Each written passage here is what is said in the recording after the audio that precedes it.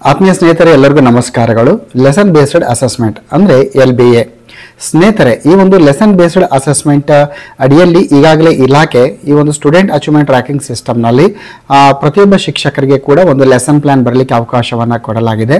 ಸ್ನೇಹಿತರೆ, ನಾನು ರಾಘವೇಂದ್ರ ಕೋದಂಪುರ್. ಈ ಒಂದು ವಿಡಿಯೋದಲ್ಲಿ ನಾವು ಪ್ರಾಥಮಿಕ ಶಾಲಾ ಶಿಕ್ಷಕರು ಅಂದರೆ 1ನೇ ತರಗತಿಯಿಂದ 8ನೇ ತರಗತಿ ಬೋಧನೆ ಮಾಡುವಂಥ ಶಿಕ್ಷಕರೇನಿದ್ದಾರೆ, ಸೊ ಈ ಒಂದು ಪ್ರಾಥಮಿಕ ಶಾಲಾ ಶಿಕ್ಷಕರು ಈ ಒಂದು ಲೆಸನ್ ಬೇಸ್ಡ್ ಅಸೆಸ್ಮೆಂಟ್ ಒಂದು ಅಡಿಯಲ್ಲಿ ಲೆಸನ್ ಪ್ಲಾನ್ಸ್ ಅನ್ನು ಹೇಗೆ ಬರೀಬೇಕು ಆನ್ಲೈನ್ನಲ್ಲಿ, ಅಂದರೆ ಈ ಒಂದು ಸ್ಟೂಡೆಂಟ್ ಅಚೀವ್ಮೆಂಟ್ ಟ್ರ್ಯಾಕಿಂಗ್ ಸಿಸ್ಟಮ್ನಲ್ಲಿ ತಾವು ಯಾವ ರೀತಿ ಲಾಗಿನ್ ಆಗಿ ನಿಮ್ಮ ಒಂದು ಲೆಸನ್ ಪ್ಲಾನನ್ನು ಬರಿಬೇಕು, ಏನೆಲ್ಲ ಅಂಶಗಳು ಬರ್ತದೆ, ಸೊ ಕಂಪ್ಲೀಟ್ ಆಗಿರುವಂಥ ಇನ್ಫಾರ್ಮೇಷನ್ಸನ್ನು ನಾವು ಇಲ್ಲಿ ನೋಡ್ತಾ ಹೋಗ್ತೀವಿ. ಸೊ ಈ ಒಂದು ವಿಡಿಯೋ ವಿಶೇಷವಾಗಿ ಪ್ರೈಮರಿ ಟೀಚರ್ಸ್ ಅಥವಾ ಪ್ರಾಥಮಿಕ ಶಾಲಾ ಶಿಕ್ಷಕರು PST ಇರ್ಬೋದು ಅಥವಾ ಈ ಒಂದು ಗ್ರಾಜ್ಯುಯೇಟ್ ಪ್ರೈಮರಿ ಟೀಚರ್ಸ್ ಇರ್ಬೋದು, ಈ ಒಂದು ರಿಲೇಟೆಡ್ ಆಗಿ ಖಂಡಿತವಾಗಿ ಕೂಡ ಉಪಯೋಗ ಆಗುತ್ತೆ. ಸ್ನೇಹಿತರೆ, ಈ ಒಂದು ಲಾಗಿನ್ ಅಂತ ಬಂದಾಗ ಈಗಾಗಲೇ ಒಂದು ಲಾಗಿನ್ ಲಿಂಕನ್ನು ಇಲಾಖೆ ಕೊಡಲಾಗಿದೆ. ಆ ಲಿಂಕನ್ನು ಕ್ಲಿಕ್ ಮಾಡಿದಾಗ ನಿಮ್ಮ KJD ನಂಬರನ್ನು ಎಂಟ್ರಿ ಮಾಡಬೇಕು. ಆಗ ನಿಮ್ಗೆ ಮೊಬೈಲ್ಗೆ ಒಂದು OTP ಬರ್ತದೆ. ಆ OTP ಅನ್ನು ಎಂಟ್ರಿ ಮಾಡಿ ಲಾಗಿನ್ ಆಗಿ. ಸೊ ಈ ರೀತಿ ಲಾಗಿನ್ ಆದಾಗ ತಾವಿಲ್ಲಿ ಗಮನಿಸ್ತಾ ಇದ್ದೀರಿ, ಇದು ಒಂದು ಹೋಮ್ ಪೇಜ್ ಇದೆ. ಸ್ನೇಹಿತರೆ, ಇಲ್ಲಿ ಮೂರು ಆಪ್ಷನ್ಸ್ಗಳು ಬರುತ್ತೆ. ಸೊ ಒಂದು ಟೀಚರ್ ಪ್ರೊಫೈಲ್ ಇದೆ, ಎರಡನೇದು ಲೆಸನ್ ಪ್ಲಾನ್ ಬರ್ತದೆ. ಅದನ್ನು ಸ್ವಲ್ಪ ಮಾರ್ಕ್ ಮಾಡಿ ನಿಮಗೆ ಎಕ್ಸ್ಪ್ಲೈನ್ ಮಾಡ್ತೀನಿ ನಾನು. ಓಕೆ. ಸೊ ಇಲ್ಲಿ ಒಂದು ಟೀಚರ್ ಪ್ರೊಫೈಲ್ ಇದೆ, ಎರಡನೇದು ಲೆಸನ್ ಪ್ಲಾನ್ ಬರ್ತದೆ, ಮೂರನೇದು ಅಸೆಸ್ಮೆಂಟ್ ಅಂತ ಬರುತ್ತೆ. ಸ್ನೇಹಿತರೆ, ಈ ಒಂದು ವಿಡಿಯೋದಲ್ಲಿ ನಾವು ವಿಶೇಷವಾಗಿ ಲೆಸನ್ ಪ್ಲಾನ್ ಅನ್ನು ಫೋಕಸ್ ಮಾಡಿ ನೋಡ್ಕೊಳ್ತೀವಿ. ಸ್ನೇಹಿತರೆ, ಇಲ್ಲಿ ಎರಡನೇ ಆಪ್ಷನ್ ಏನು ಲೆಸನ್ ಪ್ಲಾನ್ ಇದೆ ಅಲ್ಲಿ ನೀವು ಕ್ಲಿಕ್ ಮಾಡಬೇಕು. ಸೊ ಈ ರೀತಿ ಕ್ಲಿಕ್ ಮಾಡಿದಾಗ ನಮಗೆ ಒಂದು ಕ್ಯಾಲೆಂಡರ್ ಬರ್ತದೆ. ಸೊ ತಾವಿಲ್ಲಿ ಗಮನಿಸ್ತಾ ಇದ್ದೀರಿ, ಈ ರೀತಿ ಕ್ಯಾಲೆಂಡರ್. ಸರ್, ನಮಗೆ ಕಳೆದ ತಿಂಗಳ ಒಂದು ಲೆಸನ್ ಪ್ಲಾನ್ ಅನ್ನ ಕಳೆದ ತಿಂಗಳಲ್ಲಿ ನಾವು ಏನು ಬೋಧನೆ ಮಾಡಿದ್ವಿ, ಸೊ ಆ ಲೆಸನ್ ಪ್ಲಾನ್ ಮಾಡಬೇಕಾಗಿದೆ. ಅಂದರೆ ನೋಡಿ, ಇಲ್ಲಿ ತಿಂಗಳು ಗಮನಿಸ್ತಾ ಇದ್ದೀರಿ, ಜುಲೈ 2025 ಅಂತ ಇದೆ. ಇದು ಜುಲೈ 2025. ಇಲ್ಲೊಂದು ಆರೋ ಮಾರ್ಕ್ ಇದೆ ಇಲ್ಲಿ. ಸೊ ಆ ಒಂದು ಆರೋ ಮಾರ್ಕನ್ನು ನೀವೇನು ಮಾಡಬೇಕು ಅಂದರೆ ಕ್ಲಿಕ್ ಅನ್ನು ಮಾಡಬೇಕು. ಸೊ ಈ ಆರೋ ಮಾರ್ಕ್ ಏನಿದೆ, ನೀವು ಆರೋ ಮಾರ್ಕನ್ನು ಜಸ್ಟ್ ಕ್ಲಿಕ್ ಮಾಡಿದರೆ ನೀವೇನು ಮಾಡ್ಬೋದು ಅಂದರೆ ಈ ಒಂದು ಹಿಂದಿನ ತಿಂಗಳಿಗೆ ಹೋಗ್ಬೋದು. ಜಸ್ಟ್ ನೋಡಿ, ಈ ರೀತಿ ಕ್ಲಿಕ್ ಮಾಡ್ತಾ ಇದ್ದೀನಿ, ತಾವು ಗಮನಿಸ್ತಾ ಇದ್ದೀರಿ, ಯಾವ್ದು ಬಂತು, ಜೂನ್ 2025 ಬಂತು. ಸೊ ಈ ಒಂದು ಸಾಕಷ್ಟು ಸ್ನೇಹಿತರ ಪ್ರಶ್ನೆಯನ್ನು ಕೇಳ್ತಾ ಇದ್ರು, ಸರ್ ಹಿಂದಿನ ತಿಂಗಳ ಒಂದು ಲೆಸನ್ ಪ್ಲಾನ್ಸ್ ಅನ್ನು ಹೇಗೆ ಬರೀಬೇಕು ಅಂದಾಗ ಜಸ್ಟ್ ನಾವು ಇಲ್ಲಿ ಮಂತ್ ಅನ್ನು ನಾವು ಚೇಂಜ್ ಮಾಡಲಿಕ್ಕೆ ಸಾಧ್ಯ ಇದೆ ಸ್ನೇಹಿತರೆ. ನೋಡಿ, ಇಲ್ಲಿ ಜೂನ್ ಇದೆ, ಜುಲೈ ಇದೆ, ಈ ರೀತಿ ಮಂತ್ ಅನ್ನು ಕೂಡ ನಾವು ಇಲ್ಲಿ ಏನು ಮಾಡ್ಬೋದು, ಮೂವ್ ಮಾಡ್ಬೋದು. ಮುಂದಿನ ತಿಂಗಳವರೆಗೂ ಕೂಡ ಲೆಸನ್ ಪ್ಲಾನ್ ಬರೀಬಹುದು. ಹಿಂದಿನ ತಿಂಗಳದು ಏನಾದರೂ ಲೆಫ್ಟ್ ಔಟ್ ಆಗಿದ್ರೆ ಅದನ್ನು ಕೂಡ ಬರಲಿಕ್ಕೆ ಸಹಾಯ ಆಗುತ್ತೆ. ಸ್ನೇಹಿತರೆ, ಈಗ ನಾನು ಜುಲೈ 2020 ಇವತ್ತಿನ ಒಂದು ಡೇಟನ್ನು ಇಟ್ಕೊಂಡಿದ್ದೀನಿ. ಸೊ 22. ಸ್ನೇಹಿತರೆ, ಇಲ್ಲಿ ಒಂದು ನಿಮ್ಗೆ ಹೇಳಿಕೆ ಏನಂದರೆ ಲೆಸನ್ ಪ್ಲಾನ್ ಅನ್ನು ಪರ್ ಡೇ ಬರಿಬೋದು. ಪ್ರತಿನಿತ್ಯ ನೀವು ಲೆಸನ್ ಪ್ಲಾನ್ ಅನ್ನು ಬರಿಬೋದು, ಅಥವಾ ಎರಡು ದಿನ ಅಥವಾ 3 ದಿನಕ್ಕೊಮ್ಮೆ ಕೂಡ ಲೆಸನ್ ಪ್ಲಾನ್ ಅನ್ನು ಬರಿಬೋದು. ಅಂದರೆ ನಿಮ್ಮ ಪ್ಲಾನ್ ಯಾವ ರೀತಿ ಅಂದರೆ 4 ದಿನಕ್ಕೆ ಸೀಮಿತವಾಗಿ ಪ್ಲಾನ್ ರೆಡಿ ಮಾಡ್ಬೋದು, 1 ದಿನಕ್ಕೆ ಸೀಮಿತವಾಗಿ ಪ್ಲಾನ್ ಮಾಡ್ಬೋದು. ಸೊ ಈ ರೀತಿ ನೀವು ಪ್ಲಾನ್ ಮಾಡಲಿಕ್ಕೆ ಸಾಧ್ಯ ಇದೆ. ಸ್ನೇಹಿತರೆ, ತಾವಿಲ್ಲಿ ಗಮನಿಸ್ತಾ ಇದ್ದೀರಿ, ಇವತ್ತು ನೋಡಿ 26 ಹಾಲಿಡೇ ಇದೆ. ನನಗೆ 22 ಆಲ್ರೆಡಿ ಕಂಪ್ಲೀಟ್ ಆಯ್ತು. ಇವತ್ತು ನನಗೆ 23, 24, 25 ಈ 3 ದಿನಗಳ ಒಂದು ಪ್ಲಾನ್ ಅನ್ನು ಮಾಡಬೇಕಾಗಿದೆ. ಸೊ ಈ 3 ದಿನಗಳಿಗೆ ಸಂಬಂಧಿಸಿದಂತೆ ನಾನು ಒಂದು ಸೆಲೆಕ್ಟೆಡ್ ತರಗತಿಯನ್ನು ಆಯ್ಕೆ ಮಾಡಿಕೊಂಡು ಆ ತರಗತಿಯಲ್ಲಿ ಒಂದು ಕಲಿಕಾಂಶವನ್ನು ನಾನು ಬೋಧನೆ ಮಾಡಬೇಕಾಗಿದೆ. ಅದಕ್ಕೆ ಒಂದು ಪ್ಲಾನ್ ಮಾಡಬೇಕಾಗಿದೆ. ಸೊ ನೋಡಿ, ಸಿಂಗಲ್ ಒಂದು ದಿನದ ಪ್ಲಾನ್ ಮಾಡಬೇಕಾಗಿದ್ರೆ ಜಸ್ಟ್ ನೋಡಿ ಈ ಡೇಟನ್ನು ಕ್ಲಿಕ್ ಮಾಡಿ. ಇವತ್ತು 22 ಅಂದರೆ ನಾಳೆ 23 ಇದು ಕ್ಲಿಕ್ ಮಾಡಿದ್ದೀನಿ. ಸೊ ಇಲ್ಲಿ ಏನಾಗುತ್ತೆ, ಫ್ರಮ್ 23 to 23 ಅಂತ ಬಂದಿದೆ. ಸೊ ಒಂದು ದಿನದ ಪ್ಲಾನ್ ಇದಾಗಿರ್ತದೆ. ಸೊ ಒಂದು ದಿನದ ಪ್ಲಾನು ಇಲ್ಲ ಸರ್, ನನಗೆ 23, 24, 25 3 ದಿನಗಳಿಗೆ ಸಂಬಂಧಿಸಿದ ಒಂದು ಸಮಗ್ರವಾಗಿರುವಂಥ ಪ್ಲಾನ್ ಬೇಕು ಅಂದರೆ ನಾವೇನು ಮಾಡಬೇಕು, ಈ 3 ದಿನವನ್ನು ನಾವು ಸೆಲೆಕ್ಟ್ ಮಾಡಬೇಕು. ಈ ರೀತಿ ಕರ್ಸರ್ ಇಟ್ಕೊಂಡು 3 ದಿನವನ್ನು ಸೆಲೆಕ್ಟ್ ಮಾಡಿದರೆ ನಮಗೇನಾಗುತ್ತೆ, ಇಲ್ಲಿ ನೋಡಿ lesson plan from 23 July to 25 July ಅಂತ ಬಂತು. So 3 days plan, 23, 24, 25 3 days plan ಇರುತ್ತೆ. ಸೊ ಈ ರೀತಿ ಮಾಡಿದಾಗ ನಿಮಗೆ ಒಂದೊಂದು ವಿಷಯಗಳನ್ನು ನಾನು ಹೇಳ್ತಾ ಹೋಗ್ತೀನಿ, ಮತ್ತು ಜೊತೆಯಲ್ಲಿ ಮುಂದಿನ ದಿನಗಳಲ್ಲಿ ಒಂದಿಷ್ಟು ವಿಷಯಗಳು ಕೂಡ ಅಪ್ಡೇಟ್ ಆಗುವಂಥ ಸಾಧ್ಯತೆ ಇರ್ತದೆ. ಸ್ನೇಹಿತರೆ, ಪ್ರಥಮವಾಗಿ ಇಲ್ಲಿ ನೀವು ಮೀಡಿಯಮನ್ನು ಸೆಲೆಕ್ಟ್ ಮಾಡಿ, ಕನ್ನಡ ಮೀಡಿಯಂ ಮತ್ತು ಇಂಗ್ಲೀಷ್ ಮೀಡಿಯಮು. ಆಮೇಲೆ ಕ್ಲಾಸ್. ಸೊ ಕ್ಲಾಸ್ ಅಂತ ಬಂದಾಗ ತಾವಿಲ್ಲಿ ಗಮನಿಸ್ತಾ ಇದ್ದೀರಿ, 1ನೇ ತರಗತಿಯಿಂದ 8ನೇ ತರಗತಿವರೆಗೆ ಇಲ್ಲಿ ಬಂದಿದೆ. ಸೊ ನಾನು ಮೊದಲು ಸ್ಯಾಂಪಲ್ ಆಗಿ 1, 2, 3 ಪ್ರತಿಯೊಂದು ತರಗತಿಯನ್ನು ಓಪನ್ ಮಾಡಿ ನಿಮಗೆ ಎಕ್ಸ್ಪ್ಲೈನ್ ಮಾಡ್ತೀನಿ. ಸೊ 1ನೇ ತರಗತಿ ಅಂತ ನಾನು ಸೆಲೆಕ್ಟ್ ಮಾಡ್ತೀನಿ, ಗ್ರೂಪನ್ನು ಸೆಲೆಕ್ಟ್ ಮಾಡ್ತೀನಿ. ಗ್ರೂಪ್ ಅಂತ ಬಂದಾಗ ಇಲ್ಲಿ ಮೀಡಿಯಾ ಕನ್ನಡ ಮತ್ತು ಇಂಗ್ಲೀಷ್ ಇದೆ. ಸೊ ಕನ್ನಡ, ಇಂಗ್ಲೀಷ್, ಹಿಂದಿ ಅಂತ ಈಗ ಒಟ್ಟಿನಲ್ಲಿ ಇರುವಂಥ ಆಪ್ಷನ್ಸನ್ನು ಡಿಸ್ಪ್ಲೇ ಮಾಡಲಾಗಿದೆ.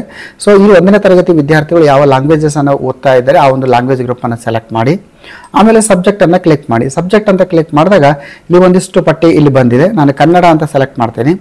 ಸೊ ಕನ್ನಡ ಅಂತ ಸೆಲೆಕ್ಟ್ ಮಾಡಿದ್ಮೇಲೆ ಇಲ್ಲಿ ಚಾಪ್ಟರ್ ಅಂತ ನಾನು ಕ್ಲಿಕ್ ಮಾಡಿದಾಗ ಇಲ್ಲಿ ಚಾಪ್ಟರ್ 1, 2, 3, 4 ಅಪ್ ಟು 12 ಅಂತ ಬಂದಿದೆ.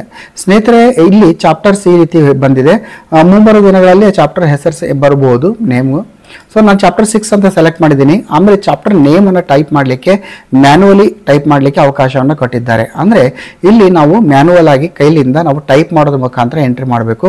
ಬಹುಶಃ ಮುಂಬರುವ ದಿನಗಳಲ್ಲಿ ಇಲ್ಲಿ ಡ್ರ್ಯಾಗ್ ಆ್ಯಂಡ್ ಡ್ರಾಪ್, ಅಂದರೆ ಈ ಚಾಪ್ಟರ್ 1 ಅಲ್ಲಿ ಇರುವಂಥ ಚಾಪ್ಟರ್ ಯಾವುದು, ಜಸ್ಟ್ ನಾನು 1ನೇ ತರಗತಿ ಕನ್ನಡ ಅಂತ ಸೆಲೆಕ್ಟ್ ಮಾಡಿದ ಕೂಡಲೇ ಅಲ್ಲಿ ಒಂದು ಶೀರ್ಷಿಕೆಗಳ ಪಟ್ಟಿ ಬರುವಂಥ ಸಾಧ್ಯತೆ ಇರ್ತದೆ, ಅಪ್ಡೇಟ್ ಮಾಡುವಂಥ ಸಾಧ್ಯತೆ ಕೂಡ ಇದೆ. ಸೊ ಅದಾದಮೇಲೆ ನಾನು ಚಾಪ್ಟರ್ ನೇಮನ್ನು ಟೈಪ್ ಮಾಡ್ತೀನಿ. ಚಾಪ್ಟರ್ ನೇಮನ್ನು ಟೈಪ್ ಮೇಲೆ ಇಲ್ಲಿ ಲರ್ನಿಂಗ್ ಔಟ್ಕಮನ್ನು ಟೈಪ್ ಮಾಡಬೇಕು. ಅಂದರೆ ಆ ಕಲಿಕಾ ಫಲಗಳು ಏನಿದೆ. ಸೊ ಈ ಒಂದು ಚಾಪ್ಟರ್ನಲ್ಲಿ ನೀವು ಯಾವ ಕಲಿಕಾ ಫಲವನ್ನು ಇಟ್ಕೊಂಡು ಈ ಪ್ಲಾನನ್ನು ಮಾಡ್ತಾ ಇದ್ದೀರಿ. ಸೊ ಕಲಿಕಾ ಫಲವನ್ನು ನೀವು ಟೈಪ್ ಮಾಡಬೇಕು. ಸೊ ಆ ಕಲಿಕಾ ಫಲವನ್ನು ಇಟ್ಕೊಂಡು ಮಕ್ಕಳಲ್ಲಿ ಆ ಕಲಿಕೆಯನ್ನು ತೊಡಗಿಸಬೇಕಾದಾಗ ಯಾವ ಟೀಚಿಂಗ್ ಏಡ್ಸ್ ಮತ್ತು ಟೀಚಿಂಗ್ ಟೂಲ್ಸನ್ನು ನೀವು ಯೂಸ್ ಮಾಡ್ತೀರಿ ಅದನ್ನು ಟೈಪ್ ಮಾಡಬೇಕು. ಅದಾದಮೇಲೆ ಆ ಕಲಿಕಾ ಫಲವನ್ನು ನಾವು ಮಕ್ಕಳಲ್ಲಿ ಆ ಕಲಿಕಾ ಫಲವನ್ನು ನಾವು ಉಂಟು ಮಾಡಬೇಕಾದ್ರೆ, ಆ ಕಲಿಕಾ ಫಲದಲ್ಲಿ ಕಲಿಬೇಕಾದ್ರೆ ಫಸ್ಟಿಗೆ ನಾವು ಇಂಟ್ರೊಡಕ್ಷನ್ ಫೇಸ್ ಅಂತ ಮಾಡ್ತೀವಿ, ಪರಿಚಯಾತ್ಮಕ ಹಂತ. ಸೊ ಪರಿಚಯಾತ್ಮಕ ಹಂತ ಅಂತ ಬಂದಾಗ ಸ್ನೇಹಿತರೆ ನೋಡಿ ಇಲ್ಲಿ ಸಾಕಷ್ಟು ಅವಕಾಶವನ್ನು ಕೊಟ್ಟಿದ್ದಾರೆ. ಏನಂದ್ರೆ ರೈಮ್ಸ್ ಇದೆ, ಸ್ಟೋರಿ ಟೆಲ್ಲಿಂಗ್ ಇದೆ, picture talk, circle timer, group conversation ಇದೆ, simple questioning and board displays ಅಂತ ಇದೆ.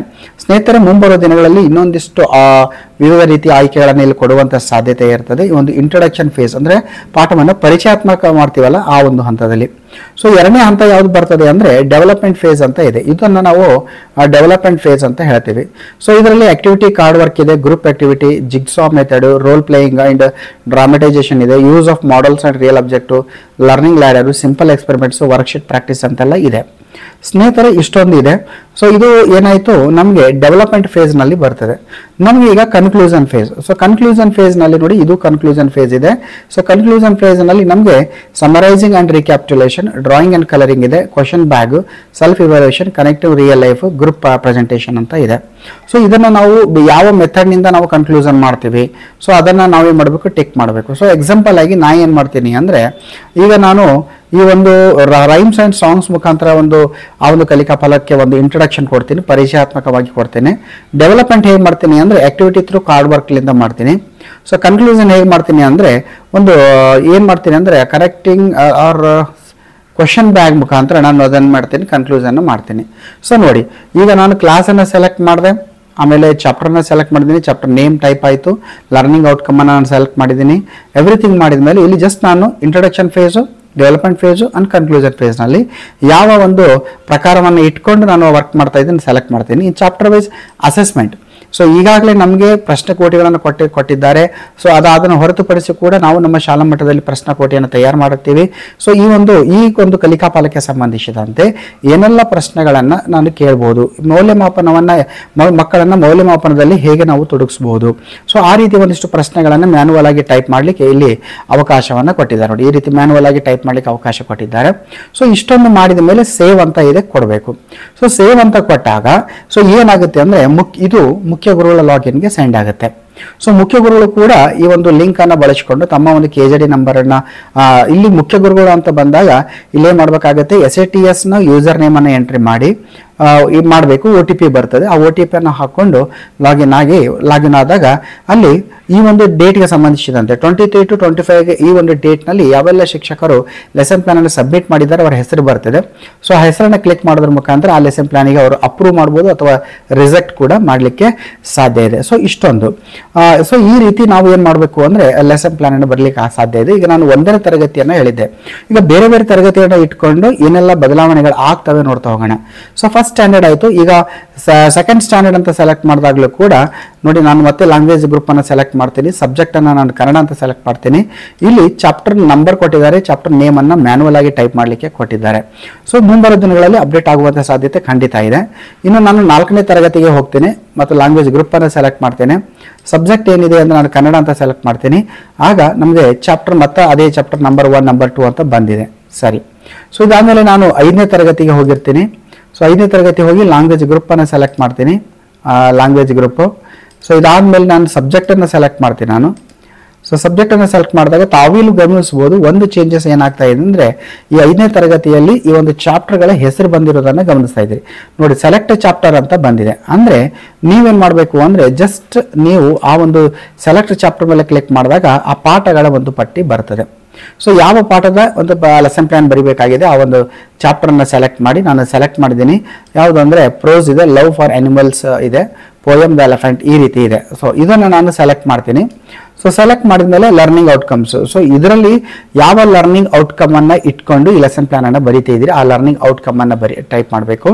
ಅದಕ್ಕೆ ನೀವು ಬಳಸುವಂಥ ಟೀಚಿಂಗ್ ಏಡ್ಸ್ ಮತ್ತು ಟೂಲ್ಸ್. ಆಮೇಲೆ ಅದನ್ನ ಆ ಒಂದು ಲರ್ನಿಂಗ್ ಔಟ್ಕಮ್ ರಿಲೇಟೆಡ್ ಆಗಿ ನಿಮ್ಮ introduction phase, development phase and conclusion phase. So ಅದರಲ್ಲಿ ಏನೆಲ್ಲ ಆಕ್ಟಿವಿಟಿಗಳನ್ನು ಯಾವ ಮೆಥಡ್ ಅನ್ನು ಬಳಸ್ತೀರಿ ಅದನ್ನು ಸೆಲೆಕ್ಟ್ ಮಾಡಿ. ಇನ್ನು ಅದರ ಅಸೆಸ್ಮೆಂಟ್ ಯಾವ ರೀತಿ ಮಾಡ್ತೀರಿ ಅಸೆಸ್ಮೆಂಟ್ ಕ್ವಶನ್ಸ್ ಅನ್ನು ಹಾಕಿ ಸಬ್ಮಿಟ್ ಮಾಡಿ. ನೋಡಿ 5ನೇ ತರಗತಿ ಅಂತ ಬಂದಾಗ ಚಾಪ್ಟರ್ ಲಿಸ್ಟ್ ಅನ್ನ ಅಪ್ಡೇಟ್ ಮಾಡಿದ್ದಾರೆ. ಸೊ ಮುಂಬರುವ ದಿನಗಳಲ್ಲಿ ಇನ್ನೊಂದಿಷ್ಟು ಅಪ್ಡೇಟ್ ಮಾಡುವಂಥ ಕೆಲಸಗಳು ಆಗುತ್ತೆ. ಇನ್ನು 6ನೇ ತರಗತಿ ಅಂತ ನಾನು ಸೆಲೆಕ್ಟ್ ಮಾಡಿದ್ದೀನಿ. 6ನೇ ತರಗತಿ ಅಂತ ಬಂದು ಸಬ್ಜೆಕ್ಟನ್ನು ನಾನು ಸೋಷಿಯಲ್ ಸೈನ್ಸ್ ಅಂತ ತೋತೀನಿ. ಸೊ ಸೋಷಿಯಲ್ ಸೈನ್ಸ್ ಅಂತ ಕ್ಲಿಕ್ ಮಾಡಿದಾಗ ತಾವಿಲ್ಲಿ ಗಮನಿಸ್ತಾ ಇದ್ದೀರಿ ಸೋಷಿಯಲ್ ಸೈನ್ಸಿನ ಎಲ್ಲ ಪಾಠಗಳು ಬಂದಿದೆ. ನೋಡಿ ದೆಹಲಿ ಸುಲ್ತಾನರು ಅಂತ ನಾನು ಸೆಲೆಕ್ಟ್ ಮಾಡಿದೆ. ಲರ್ನಿಂಗ್ ಔಟ್ಕಮ್ಸ್ ಅನ್ನು ಇಟ್ಕೋಬೇಕು. ದೆಹಲಿ ಸುಲ್ತಾನರು ಅಂತ ಬಂದಾಗ ಲರ್ನಿಂಗ್ ಔಟ್ಕಮ್ಸ್ ನಲ್ಲಿ ಪ್ರಥಮವಾಗಿ ನೀವು ಲರ್ನಿಂಗ್ ಔಟ್ಕಮ್ಸ್ ಅನ್ನು ನೀವು ಇಟ್ಕೋಬಹುದು. ಅವರ ಒಂದು ಕಲ್ಚರಲ್ ಸಾಂಸ್ಕೃತಿಕ ಒಂದು ಅಭಿವೃದ್ಧಿ ಆಗಿರ್ಬೋದು. ಸೊ ಈ ರೀತಿಯ ಒಂದಿಷ್ಟು ಅಂಶಗಳನ್ನು ಒಂದು ಕಲಿಕಾ ಫಲವನ್ನು ಇಟ್ಕೋಬೇಕು. ಟೀಚಿಂಗ್ ಏಡ್ಸ್ ಅನ್ನು ಬರೀಬೇಕು. ಮತ್ತೆ introduction phase, development phase, conclusion phase. ನೋಡಿ ಒಂದೊಂದು ತರಗತಿಯನ್ನು ನೋಡ್ತಾ ಹೋಗ್ತಾ ಇದ್ದೀನಿ. ಫ್ರಮ್ 5th ಸ್ಟ್ಯಾಂಡರ್ಡ್ ಏನಾಗ್ತಾ ಇದೆ ಚಾಪ್ಟರ್ಗಳನ್ನು ಪಟ್ಟಿಯನ್ನು ಕೊಟ್ಟಿರುವಂಥದ್ದನ್ನು ನಾವು ಗಮನಿಸ್ತೇವೆ. ನೋಡೋಣ 4th ಅನ್ನು ಇನ್ನೊಂದ್ಸಲ ನಾನು ಸೆಲೆಕ್ಟ್ ಮಾಡಿ ನಾನು ನೋಡ್ತೀನಿ. ಸೊ 4th ಸ್ಟ್ಯಾಂಡರ್ಡ್ಗೆ ಕೂಡ ಚಾಪ್ಟರ್ಗಳನ್ನು ನೀವು ಸೆಲೆಕ್ಟ್ ಮಾಡಲಿಕ್ಕೆ ಅವಕಾಶ ಇದೆ. ನೋಡಿ ಕನ್ನಡಮ್ಮನ ಹರಿಕೆ, ಬುದ್ಧಿವಂತ ರಾಮಕೃಷ್ಣ, ವೀರಮಾತಾ ಜೀಜಾಬಾಯಿ, ಮಳೆ, ಅಜ್ಜಿಯ ತೋಟದಲ್ಲಿ ಒಂದು ದಿನ. ಸೊ 4ನೇ ತರಗತಿಯಿಂದ. ಬಟ್ ನಾವು 3ನೇ ತರಗತಿ ಅಂತ ನೋಡಿದಾಗ ನಮಗೆ ಇಲ್ಲಿ ಏನಾಗ್ತಾ ಇದೆ ನೋಡಿ, ಇಲ್ಲಿ 3ನೇ ತರಗತಿ ಅಂತ ಬಂದಾಗ ಇಲ್ಲಿ ನಮಗೆ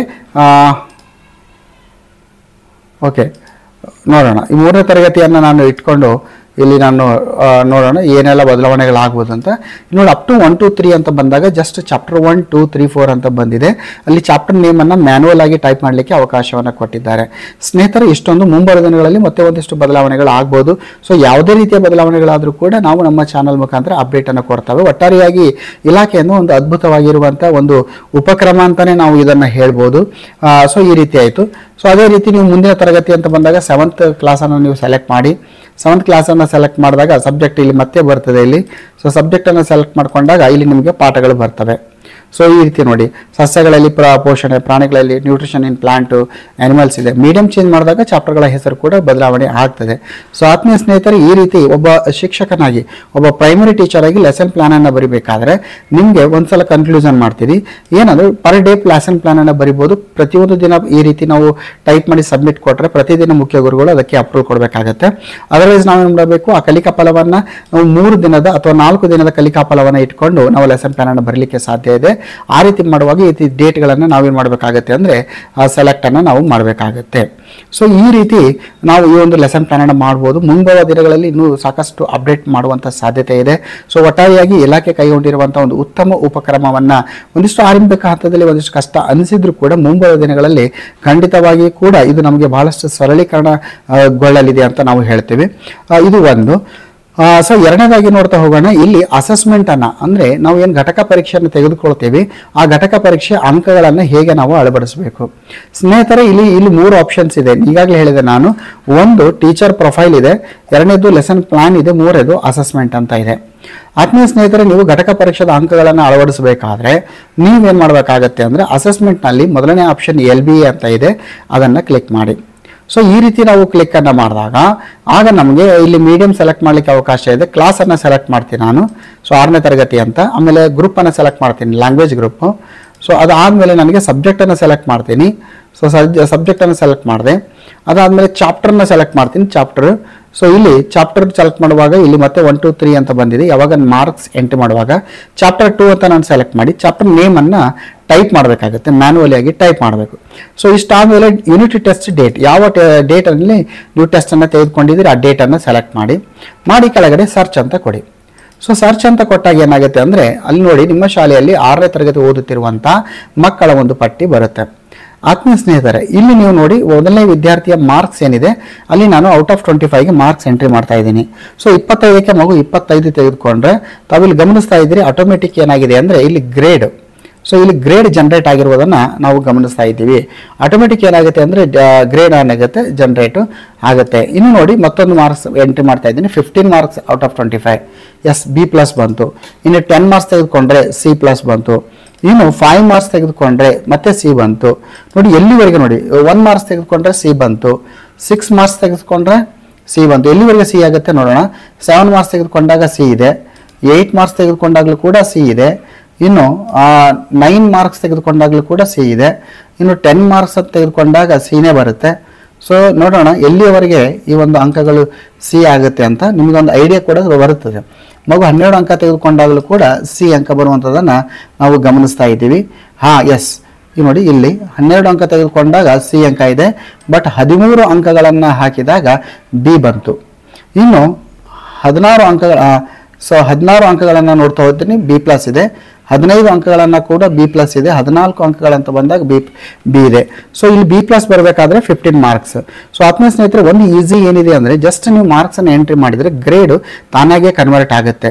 ಸೊ ಎಲ್ಲ ಮಕ್ಕಳ ಒಂದು ಅಂಕಗಳನ್ನು ಎಂಟ್ರಿ ಮಾಡಿದ್ಮೇಲೆ ಗ್ರೇಡ್ ಆಗುತ್ತೆ. ಸೊ ಅದನ್ನು ನಾವೇನು ಮಾಡ್ಬೋದು, ಇಲ್ಲಿ ಎಕ್ಸೆಲ್ ಶೀಟ್ನಲ್ಲಿ ಎಕ್ಸ್ಪೋರ್ಟ್ ಮಾಡ್ಬೋದು. ಅಂದರೆ ಇಲ್ಲಿ ಕ್ಲಿಕ್ ಮಾಡಿದರೆ ನಿಮಗೆ ಎಕ್ಸೆಲ್ ಶೀಟ್ನಲ್ಲಿ ಡೌನ್ಲೋಡ್ ಆಗುತ್ತೆ. ಅಥವಾ ಇಲ್ಲಿ ರೆಡ್ ಕಲರ್ನಲ್ಲಿ ಕ್ಲಿಕ್ ಮಾಡಿದರೆ ಒಂದು PDF ಡೌನ್ಲೋಡ್ ಆಗುತ್ತೆ. ಅದನ್ನು ನೀವು ಪ್ರಿಂಟ್ ತೆಗೆದುಕೊಂಡು ನಿಮ್ಮ ಫೈಲಿಗೆ ನೀವು ಇಟ್ಕೋಬಹುದು. ಅದಾದಮೇಲೆ ಅಸೆಸ್ಮೆಂಟ್ ಎಂಟ್ರಿ ರಿಪೋರ್ಟ್ ಬರ್ತದೆ.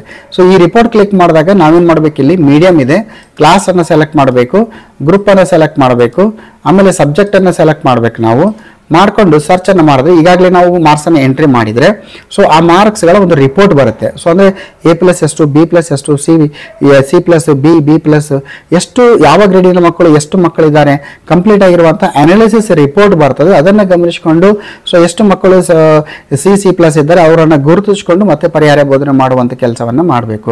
ಸ್ನೇಹಿತರೆ, ಒಂದು ಕಾನ್ಸಲ್ಟೇಟ್ ಮಾಡಬೇಕಾದ್ರೆ ನೋಡಿ ಅಸೆಸ್ಮೆಂಟ್ ರಿಲೇಟೆಡ್ ಆಗಿ ನಾವು ಇಲ್ಲಿ ಮೊದಲು ಲೆಸನ್ ಬೇಸ್ಡ್ ಅಸೆಸ್ಮೆಂಟ್ ಏನಿದೆ ಮಾರ್ಕ್ಸನ್ನು ನಾವು ಎಂಟ್ರಿ ಮಾಡಬೇಕಾಗುತ್ತೆ. ಸೊ ಮಾರ್ಕ್ಸ್ ಅನ್ನ ಮಾಡಬೇಕಾದಾಗ 25 ಅಂಕಗಳಿಗೆ ಘಟಕ ಪರೀಕ್ಷೆ ತೆಗೆದುಕೊಳ್ಳಿಕ್ಕೆ ಹೇಳಿದ್ದಾರೆ. ಅದಾದ್ಮೇಲೆ ಅಸೆಸ್ಮೆಂಟ್ ರಿಪೋರ್ಟ್ ಕೂಡ ಸಿಗ್ತದೆ. ಸ್ನೇಹಿತರೆ, ಒಟ್ಟಾರೆಯಾಗಿ ನಾನು ಇಲ್ಲಿ ಡಿಸ್ಕಷನ್ ಮಾಡಿದ್ದು ಒಂದು ಲೆಸನ್ ಪ್ಲಾನ್ ಅನ್ನ ಯಾವ ರೀತಿ ಬರಿಬೇಕು, ಮತ್ತೆ ಅದನ್ನ ಯಾವ ರೀತಿ ಸಬ್ಮಿಟ್ ಮಾಡಬೇಕು ಒಬ್ಬ ಶಿಕ್ಷಕರಾಗಿ. ಎರಡನೇದು ಲೆಸನ್ ಬೇಸ್ ಅಸೆಸ್ಮೆಂಟ್ ಟೆಸ್ಟ್ ಮಾಡಿದ್ಮೇಲೆ ಅಂಕಗಳನ್ನು ಎಂಟ್ರಿ ಮಾಡಿದ್ದನ್ನು ಕೂಡ ನಾನು ಹೇಳಿದ್ದೇನೆ. ಸ್ನೇಹಿತರೆ, ಮುಂಬರುವ ದಿನಗಳಲ್ಲಿ ಒಂದಿಷ್ಟು ಬದಲಾವಣೆಗಳು ಆಗ್ಬೋದು, ತಾಂತ್ರಿಕ ಬದಲಾವಣೆಗಳು ಆಗುವಂತ ಖಂಡಿತ ಸಾಧ್ಯತೆ ಇದೆ. ಸೊ ಏನೆಲ್ಲ ಬದಲಾವಣೆಗಳಾದರೂ ಕೂಡ ಆ ಒಂದು ಅಪ್ಡೇಟ್ ಅನ್ನ ಇಟ್ಕೊಂಡು ನಾವು ಬರ್ತೇವೆ. ಈ ಒಂದು ಕಂಟೆಂಟ್ ನಿಮಗೆ ಯೂಸ್ ಅನಿಸ್ತಾ ಇದ್ರೆ ಚಾನೆಲ್ ಅನ್ನು ಸಬ್ಸ್ಕ್ರೈಬ್ ಮಾಡಿ ಹಾಗೂ ವಿಡಿಯೋ ಲಿಂಕ್ ಅನ್ನ ಇತರ ಸ್ನೇಹಿತರೊಂದಿಗೆ ಶೇರ್ ಮಾಡಿ ಅಂತ ಹೇಳ್ತಾ, ಸ್ನೇಹಿತರ ಮುಂದಿನ ವಿಡಿಯೋದಲ್ಲಿ ಮತ್ತೆ ಭೇಟಿಯಾಗೋಣ. ಎಲ್ಲರಿಗೂ ನಮಸ್ಕಾರಗಳು. ಜೈ ಹಿಂದ್, ವಂದೇ ಮಾತರಂ.